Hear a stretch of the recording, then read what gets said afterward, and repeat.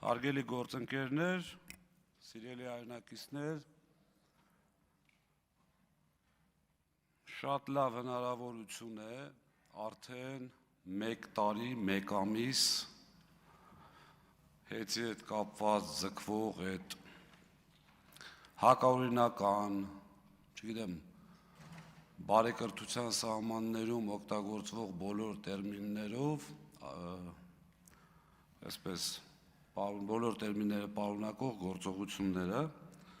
այս ամբիոնից ներկայացնելու մի պարզ պատճառով, որովհետև չենք ունեցել այն հարթակը երբեք, ամենայն դեպս ես այս ամեն ինչը ներկայացնելու համար։ Նախապատմությունը հետևյալն է, 2015 թվականին հիշում եք երևի, որ հեծը կառավարվում էր ոչ Կարապետյանների կողմից, ոչ պարոն Կարապետյանի կողմից,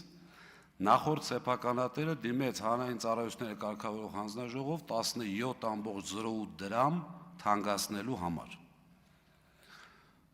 Ես այդքան միամիտ չեմ, որ հավատամ, որ այս իշխանությունը 8 տարվա ընթացքում երբևէ որևէ մեկը չի զեկուցել հեծի վիճակի մասին։ Եթե անտեղյակ եք, դա ինձ թվում է ավելի մեծ խնդիր է, քան տեղյակ եք ու չեք ցույց տալիս։ Որովհետև հեծը ռազմավարական նշանակություն ունեցող ընկերություն է, բնականաբար պետք է տեղյակ լինեիք գոնե հատուկ ծառայությունների միջոցով։ Ինչ է կատարվել։ 17.08 դրամ բարձրացնելու ժամանակ ձեզնից շատերն էլ, եթե չեմ սխալվում, գեներացրեցիք Էլեկտրիկ Երևան շարժումը։ Էլեկտրիկ Երևանի ճնշման ներքո նախորդ իշխանությունները բարձրացրեցին ընդամենը 7 դրամով։ Եվ տնտեսագետներ ունեք, կարող եք ուսումնասիրել, եթե չգիտեք, եւ ընդամենը մնացել էր 3-4 ամսվա կյանք հեծին, որովհետեւ այդ պայի դրությամբ 36 միլիարդ դրամ պակասորդ ուներ եւ անհրաժեշտ էր 17 դրամ թանկացնել, որպեսզի հեծը սնանկության չգնա։ Հիմա այս պարագայում պետությունը գնաց մի քայլի, լավ են արել, վատ են արել, դա ես չեմ քննարկում, ինձ դա չի վերաբերվում։ 7 դրամ թանկացրեց եւ փորձեց գտնել մարդ, ով կլինի հայ, ով կլինի Հայաստանի հողին կպած հայ, ոչ թե շատ ներողություն արտահայտությանս, մենք ունենք, դուք էլ երևի կիմանաք, այսպես ասած շուրտված հայեր, ու ծագումով հայ են, Հայաստանի տեղը չգիտեն, ընդհանրապես կապ չունեն Հայաստանի հետ։ Եվ այդ հայը Սամվել Կարապետյանն էր, որին նախորդ իշխանությունները, կառավարությունը խնդրել են, ինձ թվում է այդ հայտարարությունները տեսած կլինեք, բառից բուն իմաստով, որպեսզի նա ձեռք բերի հեծը։ 15 թվականի հոկտեմբերին հեծը ձեռք բերելուց չի եղել որևէ ակնկալիք, որ շահույթ կարող է լինել։ Դա ես ասում եմ իմ եւ պարոն Կարապետյանի խոսակցությունների ժամանակ, երբ որ ինձ առաջարկվում էր 15 թվականին Երևան քաղաքի տնօրենի պաշտոնը։ Եղել է հետևյալ խոսակցությունը. հնարավոր է արդյոք 0-0 կանգնել, բայց այս ամեն ինչով հանդերձ պարոն Կարապետյանը հայտարարել է, որ չեմ թանկացնելու հոսանքը, որպեսզի պատկերացնեք շատ կարճ, եթե հոսանքը թանկանում է, պետք է տեսնել ով է թանկացնում։ Իշխանության մեջ կան մանիպուլատիվ մարդիկ, որոնք մանիպուլյացիոն հայտարարություններ են անում եւ գցում դաշտ, որ հոսանքի որևէ թանկացում կատարվում է հեծի կողմից։ Այդպիսի բան չի եղել 10 տարվա ընթացքում 0 դրամ է հեծի նախաձեռնությամբ թանկացվել։ Թանկացնողը պետական իբրև թե անկախ մարմին է, հիմա կհիմնավորեմ, եւ այնտեղ առաջարկներ են ներկայացնում կամ հանձնաժողով իր նախաձեռնությամբ թանկացնում է հոսանքը։ Հեծը երբևէ չի դիմել, որպեսզի հոսանքը թանկացվի։ Դրանից հետո մենք բազմաթիվ ճարագ ասեմ ժամանակը հերիքի, դրանից հետո բազմաթիվ համակարգեր ենք ներդնում, ասկոյի համակարգ, այդ թվայնացված, որպեսզի ամբողջ ինֆորմացիան միանգամից առանց տեսուչի ներգործության քաշվի, մոտավորապես 700 միլիոն դոլարի ներդրումներ են կատարվում, որից հետո այսպես գալիս ենք հասնում ենք 2025 թվականին պարոն Կարապետյանի հայտարարությունը։ Ինչ եմ ասում 25 թվականի պարոն Կարապետյանի հայտարարությունը, որտեղ այստեղ խոսվեց 24 թվականին լսումներ են եղել, 24 թվականին լսումներ եղել ձեր կողմից ընտրված, ձեր ամենայն դեպս փաստացի կոնտրոլի տակ գտնվող հանրային ծառայությունների կարգավորող հանձնաժողովի նախագահ պատասխանել է ձեր հարցերին։ Հեցի ներկայացուցիչ ինչի չեք կանչել, դուք գիտեք, դուք էլ ընդունեցիք, որ չեք կանչել։ Դրա համար ես բերում եմ 25 թվական Կարապետյանի հայտարարությունը իր պաշտպանությունը եկեղեցու, որից հետո այս դահլիճում կոլեգիալ մարմինի ոչնչացումով հանրային ծառայությունների կարգավորող հանձնաժողովը կոլեգիալ մարմին է, յուրաքանչյուր որոշում ընդունում է կոլեգիալ։ Դուք բերեցիք այստեղ, իմջալոց ՔՊ խմբակցության նախաձեռնությամբ, այդ դուք մտածեք ինչի կառավարությունը այդ նախաձեռնությամբ հանդես չեկա, որովհետև պատմությունը դա գնահատելու է, միգուցե քրեիրավական գնահատական կտրվի տեղ ապագայում։ Եվ ՔՊ-ն օրենսդրական նախաձեռնությամբ հանդես եկավ, որ կոլեգիալ մարմնի ղեկավարին, հարգելի սիրելի հայրենակիցներ, խնդրում եմ այստեղ ուշադրություն, տալ առանձին լիազորություն տկենի նամակի հիման վրա, այնտեղ, եթե չեմ սխալվում, 3-4 կետ է տալիս, այսպես թույլից միջև ուժեղ, ընդհուպ կառավարիչ նշանակել։ Մի անձին է նշանակել կառավարիչ, եւ բնականաբար այդպես է պետք է լիներ, տկենը նամակը գրեց 9 կետով, հետո հանրային ծառայությունների կարգավորող հանձնաժողով լիցենզիայի զրկման ժամանակ այդ 9 կետից չեմ հիշում, եթե եկած է լինի 1-2 կետ եկած լինի, բնացածը դուրս եկավ եւ ընտրվեց ամենա, այսպես ասած, ես ռուսերեն ասեմ, ինչ ուզում եք, ում հետ ուզում եք կապեք, դա ձեր խնդիրն է, սա կոչվում է ռեյդերսկի զախվատ, որովհետև վերցրեցին մարդու սեփականության վրա բերեցին, օրենքը փոխեցին, մեծամասնություն իրենց տակ կառավարիչը նշանակեցին, բերեցին իշխող կուսակցության վարչության անդամ, նշանակեցին այդտեղ կառավարիչ ու ասեցին, որ դու պետք է ենթարկվես ՔՊ հասարակ անդամի, որը այդ անդամակցությունը դադարեցրել է, որ դառնաք հանձնաժողովի նախագահ, որը հնարավոր չէ, դուք էլ լավ գիտեք։ Եվ այդտեղ այնուհետև եկավ նոյեմբեր ամիսը, լիցենզիայի զրկումը, այնտեղ օրեր ա տևել, շատ կարճ էին ուզում ավարտեն, հետո էլ հայտարարում են երկար քննարկեցինք, եթե ուշադիր եղած ելնեք կամ ձեզ հետաքրքիր եղած ելնի, ամենայն դեպս մեր հայրենակիցներից շատերից ես ստացել եմ այդ ինֆորմացիան, որ բավականին ուշադիր նայել են եւ այդ հայտարարությունը պատկերացնում էին։ Որոշումը պատրաստ դրած, ես այնտեղ հայտարարել եմ, գոնե գնայիք խորհրդակցեիք։ Նիստը վերջացավ թե չէ, միանգամից քվեարկեցին։ Որևէ այսպես նորմալ բան չասվեց, որից հետո լիցենզիայից զրկեցին, մենք գնացինք վարչական դատարան, արբիտրաժ եւ այլն, Հայաստանի Հանրապետությունը չկատարեց արբիտրաժի որոշումը, որը շատ տրամաբանական էր, այսինքն Հայաստանի Հանրապետությունը խնդրեց, եկավ միացավ ինչ որ մի հռչակագրի, ինչ որ մի արբիտրաժի եւ նրա որոշումը չկայացրեց, ստատուս քվո պայելու հետ կապված, այսինքն նրանք ինչ էին ասում, ես գործ եմ քննում, սպասեք գործը քննեմ, կարող է հետո իմ որոշումը լինի ձեր արածի հակառակը, ոնց եք հետ փոխելու։ Այդ թվում իմիջիայլոց համանդրական դատարանում կար գործ այդ ժամանակ ընդդիմադիր պատգամավորների դիմումով, վարչական դատարանում կար գործ, ձեր համար միևնույն էր։ Եվ այդ ամեն ինչը տեղի ունենալուց հետո բնականաբար կառավարիչը նշանակվում է, գալիս է առաջի օրը շենք չմտած, ինձ ազատում է աշխատանքից, երևի հասկանալով, որ լավ օրեր չի սպասվում աշխատանքային առումով եմ ասում այդտեղ, որից հետո հայտարարվում է այսպես ասած առանց փաստական հանգամանքների հանձնագործներ, թալան եւ այլ, եւ ես մի առաջարկով եմ հանդես գալիս, շատ ուղիղ կառավարչին եւ հանրային ծառայությունների կարգավորող հանձնաժողով նախագահին,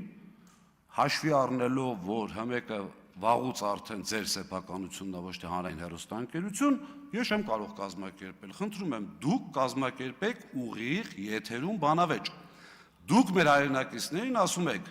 հեծը թալանել են, հեծը էս են արել, իմջոց պարոն Կոնջորյան, բարեկրությունից եք խոսում, դուք ասիք, թե պարոն Ալեքսանյան այլանդակություններ են կատարվել, ես հիմա այդ գայթակղությունը շատ մեծ է, որ ասեմ, այլանդակությունները որտեղ են կատարվել եւ ում օրոք, բայց ձեռնպարկը մնամ, պարոն Ռուբինյանի հորդորին կհետևեմ եւ բնականաբար արձագանք չի լինում, անգամ հմեկը գոնե այդ ձևական կողմը պահելու համար ասել լավ, մի հատ գրություն են գրել, կառավարիչը չի գալիս, հանձնաժողովի նախագահը չի գալիս, պարոն Ղազնինյան, դուք եկեք մի հատ տենենք ինչ է, չէ, տենց փագա եւ վերջ, որից հետո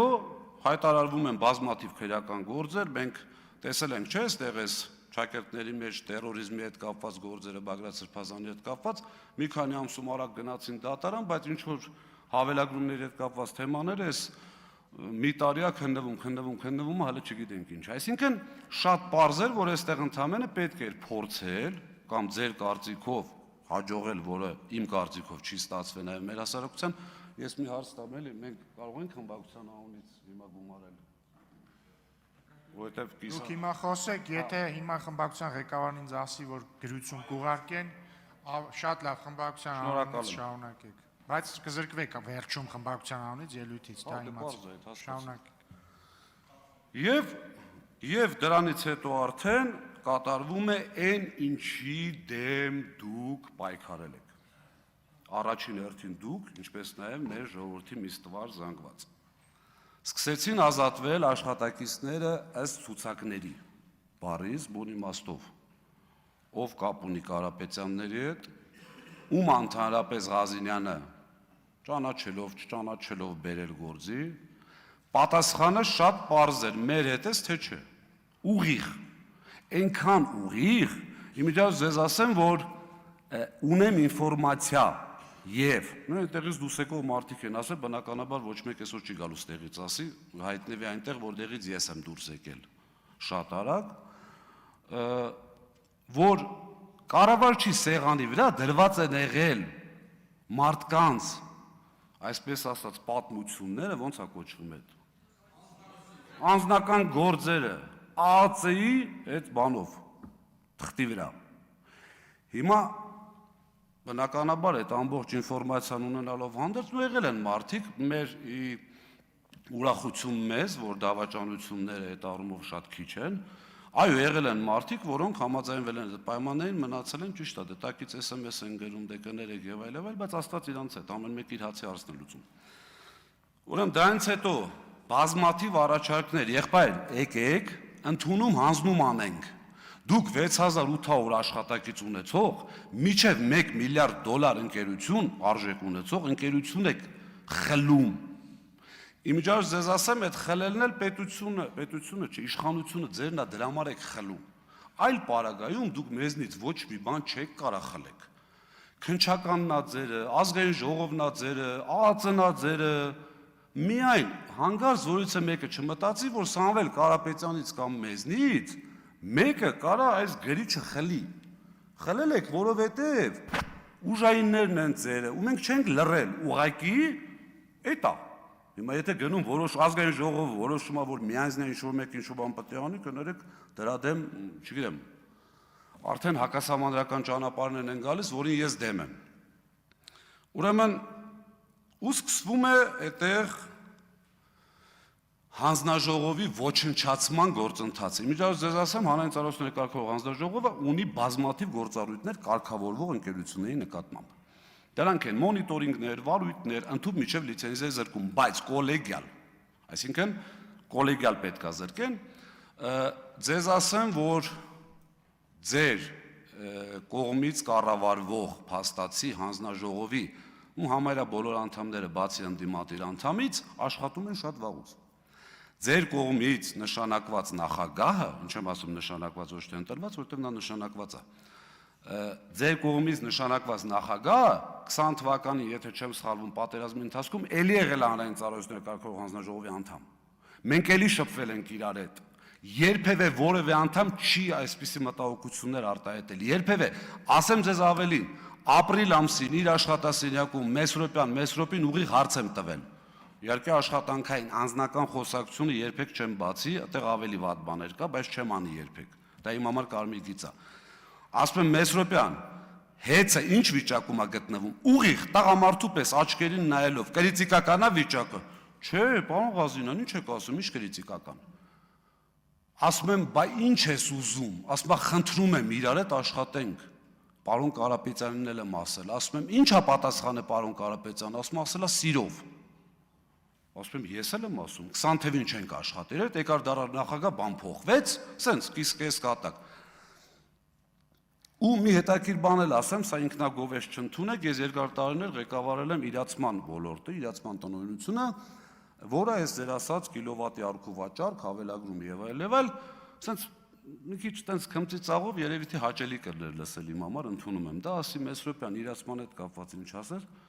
ասեց իդեալականին մոտ։ Սա ասելա ձեր հանձնաժողովի նախագահ ուղիղ դեմքին ասում եմ, եթե փորձի ժխտի, այլ մանրամասնություններ կարող եմ ասել, որը չի կարող ժխտել։ Այսինքն իմ ասած իմաստը որն է, որ Կարապետյանը եկեղեցուն պաշտպանելուց հետո է սկսես գործընթացը։ Միանշանակ դուք էլ լավ գիտեք, ունեք փող վարչապետ, որը եղել է Արջին բանկի, եթե չեմ սխալվում, կառավարիչ։ Այն ժամանակ հեծ ունեցել է Արջին բանկում վարկ։ Ունեք ԱԱԾ, որը որ օնլայն ռեժիմով ձեզ զեկուցում է ամեն ինչ։ Դոստուկները տված է բոլորին, որը որ չէր կարելի։ ԱԱԾ-ն, եթե չի զեկուցել, որ հեծ ինչ վիճակում է եղել, կամ եկեք մի այսպիսի հանգամանք, էլի, դուք կառավարող ուժ եք, դուք իշխանություն եք։ Եթե ձեր իշխանության գալուց հետո 7 տարի հեծը կարողացել է մասսայական հավելագրումներ անի, հեծը կարողացել է կիլովատի արքու վաճառք անի եւ ձեր ասած թալանն անի, ու շատ ներողություն, խիստ անհրաժեշտություն է դառնում իշխանության փոփոխությունը։ Իմիջիայլոց այստեղ տարածքներից մարդիկ կան, որոնք համոզված են բազմաթիվ անգամ շփվել են հեծի հետ եւ տեսել են մեր աշխատանքի որակը։ Եվ մի շատ կարևոր հանգամանք, չեմ ուզում այստեղ շատ երկարացնեմ, բայց բազմաթիվ անգամ մամուլով էլ եւ շատ տեղերով էլ քննարկվել է այն թեման, թե ես ինչ մեթոդներով եմ աշխատում ուղիղ հավելագրման դեմ։ Սա շատ չբարձրաձայնեմ, կուսումնասիրեք, համոզված եմ նաև շատերդ գիտեք։ Հիմա դրանից հետո գալիս արդեն այդ հանձնաժողովի իմիջիայլոց ձեզ ասեմ, որ տեխնիկական աուդիտի հնարավորություն ունի, ինքը ընտրում աուդիտորին եւ բերում տեխնիկական աուդիտ են անում։ Պետական հանրային ծառայության կարգավորող հանձնաժողովը մինչև 23 թվականն ներառյալ արել է տեխնիկական աուդիտ։ Գումարած դրան հեծը ֆինանսական աուդիտ է արել, ամեն տարի KPMG-ն է արել այդ ֆինանսական աուդիտ։ Այսինքն ձեր տրամաբանությամբ դուրս է գալիս, որ KPMG կլինի, հանձնաժողով կլինի, մյուս ով ուզում ալինի, չէ, իրանք բոլորը սխալ են, դուք ճիշտ, որի վրա ես խիստ կասկածում եմ։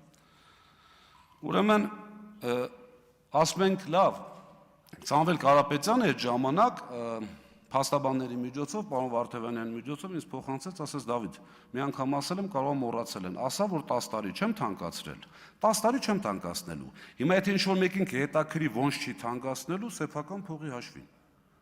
Ասենք ստեղ չեմ ուզում կոպիտ բառ օգտագործեմ, կարծում եմ դուք էլ տենց չեք մտածի, հիմարություն կլինի մտածելը, որ մի քանի միլիարդ դոլար ունեցող մարդուն ասեն, բա ոնց չես թանկացնելու, շատ բարձ։ Կարիք եղավ, ինչը որ եղել է 10 տարվա ընթացքում, իր գրպանից փողը գտնի չի թանկացնի։ Այդ հայտարարությունից հետո, որ մենք ասում ենք սիրելի հայրենակիցներ, Սամվել Կարապետյանը հայտարարում է 15-ից 25 չեմ թանկացրել, չնայած առիթներ եղել են, Պրիտոմ են 10 դրամը չենք մոռանում ռուսների, ռուսական ընկերության, որը 17 պիտի թանկացներ, 7 թանկացավ։ Եվս 10 տարի չեմ թանկացնում։ Հանձնաժողովի նախագահին ուղիղ հարց ենք տալ, ասում ենք եղբայր, 2 տարվա գարանտիա տուր, 2 տարի ընդամենը, ասա 2 տարի չեմ թանկացնելու, չի կարողանում ասել։ Եվ որից հետո արդեն բնականաբար սկսում է այդ գործընթացը, գնում ենք դատարան։ Գնում ենք դատարան, դատարանում այսպես գիշերային նիստերով, բաներով միջև վերջին նիստը, եթե չեմ սխալվում, միջև գիշերը 5-ը տևեց, առավոտյան 5 ավելի շուտ։ Գիտեք հանձնաժողովի ինչա բերել այնտեղ, որպես ապացույց։ Մեր ժամանակվա կատարված աշխատանքներ, այսինքն հեծը Սամվել Կարապետյանի գլխավորությամբ ունի գործառույթներ, որը կատարում է։ Ապրիլ-մայիս ամիսներին ստուգվել է Հայաստանի Հանրապետության ամբողջ բյուջեից ծնվող կազմակերպությունների հաշվիչները, որի արդյունքում եղել է 22 խիստ նկատողություն եւ 9 ազատում աշխատանքից։ Ասում եմ ապրիլ-մայիս, իմիջիայլոց էս հանձնաժողովը բերել էր դատարան, ասում ենք ժողովուրդ, էս խեք բերեսի մերն է։ Ասում եմ բերել ենք որ տենակ էդի կա։ Ասում ենք մենք չենք շղթում որ դա կա։ Բայց մեր կատարած աշխատանքին չեք բերել։ Բերել են Սևան քաղաքում 130 խախտում։ Բացում ենք, դե ապացույցների ուսումնասիրությամբ հետազոտման փուլն է, դատարան ասում է խախտումներ ասեք, բացում են չկա, պարզվում է 130 հաշվիչ ստուգվել է, որից 3-ը ընդամենը ունի խախտում։ Բացում ենք անհատական այդ 3-ը նայենք, պարզվում է 3-ից 2-ի խախտումները կատարվել են օգոստոսին։ Թեղազինյան Դավիթը պուլտով էր այդ անջատումներն անում, թե այդ խախտումներ անում, այդ արդեն չկարողացան ապացուցել։ Բերել են իրանց ժամանակվա կատարված խախտումները։ Եվ հաշվի առնելով, որ ժամանակը շատ քիչ է, վարչական դատարանը ուղիղ հայտարարել է, այսպես չցիտեմ, հեռախոսի մեջ է բառացի, ընդունում հանձնում չկատարելը, որը մեր կողմից էր նշվել, շատ մեծ սխալ է համարվել, որի արդյունքում դատարանը հիմնավորված եւ ապացուցված չի համարում համակարգված հավելագրումներ։ Եվ մի փաստել այնտեղ խոսք գնաց հարկերի մասին, ուրեմն 18 թվականին 9-րդ տեղն ենք եղել, 19 թվականին 11-րդ տեղն ենք եղել, 20 թվականին 13-րդ տեղն ենք եղել, 21 թվականին 15-րդ տեղն ենք եղել, 22 թվականին 13-րդ տեղն ենք եղել, 2023-ին 22-րդ տեղն ենք եղել։ Որևէ ինչ։ Այո, ձեր մոտ կա, պեկից ուզեք տեսեք 1080 տասվայրկյան։ Եվ Սամվել Կարապետյանին մեղադրել որևէ ձևով, որևէ հարկ կամ տուրք չմուծելու մեջ, ժողովուրդ, առնվազն բարոյական չի։ Ինչ վերաբերում է իմ չհասցրած հատվածին, արդեն պետք է ավարտեք, բայց 20 րոպե հա, խոսեցիք։ մի վայրկյան։ Ինչ վերաբերում է մնացածին ինչ որ չհասցրեցի, ես պատրաստակամություն եմ հայտնում յուրաքանչյուրիդ հետ, ԿՊ խմբակցության 64 պատգամավորի յուրաքանչյուրի, այդ թվում նաև կառավարության անդամ, ով ուզում ալնի բանավիճելու այս թեմայով։ Շնորհակալություն, հարգելի գործընկերներ։